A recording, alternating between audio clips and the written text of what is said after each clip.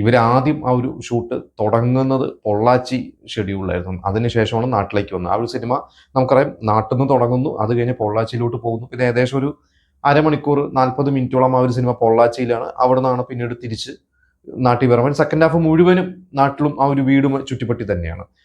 അപ്പോൾ അന്ന് ഇന്നസെന്റിനെയാണ് പ്ലാൻ ചെയ്തത്.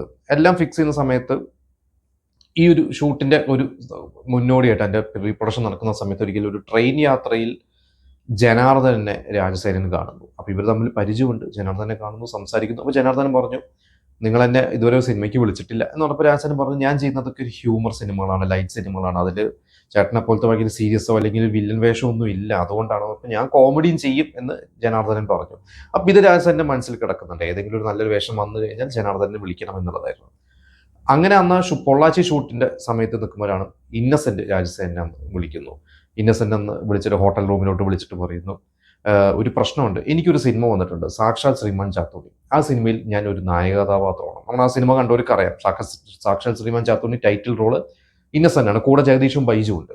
അപ്പോൾ എനിക്ക് ഇങ്ങനെ ഒരു റോള് വന്നിട്ടുണ്ട്. അപ്പോൾ രാജസേന്റെ സിനിമയിൽ നല്ല സിനിമയാണ്, എനിക്ക് ക്യാരക്ടർ റോളാണ്, പക്ഷെ ഇതിന് നായക വേഷമാണ്. ഞാൻ എന്താ ചെയ്യേണ്ടത്? സെയിം ഡേറ്റ് ആണ്, നിങ്ങൾ എന്നോട് ചോദിച്ച അതേ ഡേറ്റ് ആണ്. അപ്പോൾ രാജസേനൻ പറഞ്ഞു, ചേട്ടൻ അത് ചെയ്തോളാം, കുഴപ്പമില്ല, ഇവിടെ ഞാൻ വേറെ ആരെങ്കിലും വെച്ച് ചെയ്തോളാം എന്ന് പറഞ്ഞ് ഇന്നസെന്റിനെ ധൈര്യം കൊടുത്തു. ഇന്നസെന്റ് ഓക്കെ, അപ്പോൾ താങ്ക്സ് ഒക്കെ പറഞ്ഞ് വെച്ചു. ഇത് കഴിഞ്ഞ് നേരെ രാജസേന്റെ മനസ്സിൽ പെട്ടെന്ന് ജനാർദ്ദനെ മനസ്സിൽ വന്നു. ട്രെയിൻ യാത്രയിൽ കുറച്ച് ദിവസം മുമ്പ് കണ്ടതാണ്. ഉടനെ തന്നെ ഇതിന്റെ നിർമ്മാതാവിനോടൊക്കെ പറഞ്ഞു, പക്ഷെ പലർക്കും അത് അംഗീകരിക്കാൻ പറ്റിയില്ല. രഘുനാഥ് പലേരി അന്ന് നാട്ടിലാണ്. അദ്ദേഹത്തിനെ ഫോൺ വിളിച്ചിട്ട് പറഞ്ഞു, ഞാനിങ്ങനെ ഇന്നസെന്റ് മാറിയപ്പോൾ ജനാർദ്ദൻ്റെ റോളോട്ട് കാസ്റ്റ് ചെയ്യുന്നത്. അപ്പോൾ രഘുനാഥ് പലേരിക്ക് ഇഷ്ടപ്പെട്ടു. അത് പറഞ്ഞു, ഫ്രഷ് കാസ്റ്റാണ്, നിങ്ങൾ തന്നെ ചെയ്തോളൂ പറഞ്ഞു. അങ്ങനെയാണ് ജനാർദ്ദൻ്റെ റോളിലോട്ട് വരുന്നത്. പിന്നീട് രാജസേനൻ പറഞ്ഞിട്ടുണ്ട്, ഒരു പക്ഷേ അന്ന് ഇന്നസെന്റ് ആയിരുന്നെങ്കിൽ, ഇന്നസെന്റിന്റെ ഒരു ശൈലി നമുക്കറിയാം, തൃശ്ശൂർ ഭാഷയും കാര്യങ്ങളൊക്കെയാണ്.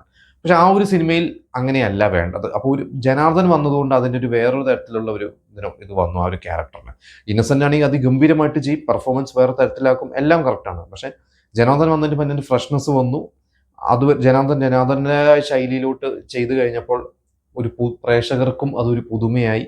അതുകൊണ്ട് തന്നെ അതിനുശേഷമാണ് ജനാർദ്ദൻ എത്രയോ മികച്ച കഥാപാത്രം. രാജസേനൻ തന്നെ പിന്നീട് അങ്ങോട്ട് അനിയൻ ബാവ, ചേട്ടൻ ബാവയും അല്ലെങ്കിൽ സി.ഡി. ഉണ്ണികൃഷ്ണൻ കഥാനായകൻ കുറേ സിനിമകൾ നമ്മൾ കണ്ടിട്ടുണ്ട് അദ്ദേഹത്തിൻ്റെ. അവിടെ നിന്ന് അങ്ങോട്ട് രാജസേനൻ്റെ മാത്രമല്ല, അല്ലാതെ മാനാർമത്തായി സ്പീക്കിംഗ് പോലത്തെ സിനിമകളൊക്കെ ജനാർദ്ദനൻ ചെയ്യാൻ, അല്ലെങ്കിൽ ജനാർദ്ദന റോളോട്ട് കാസ്റ്റ് ചെയ്യാൻ ഒരുപക്ഷെ സംവിധായകന്മാർക്ക് ധൈര്യം നൽകിയത് ഒരുപക്ഷെ ഈ മേലെപ്പറമ്പിൽ അൺവിട് എന്ന് പറയുന്ന ഒരു സിനിമ തന്നെയായിരിക്കും.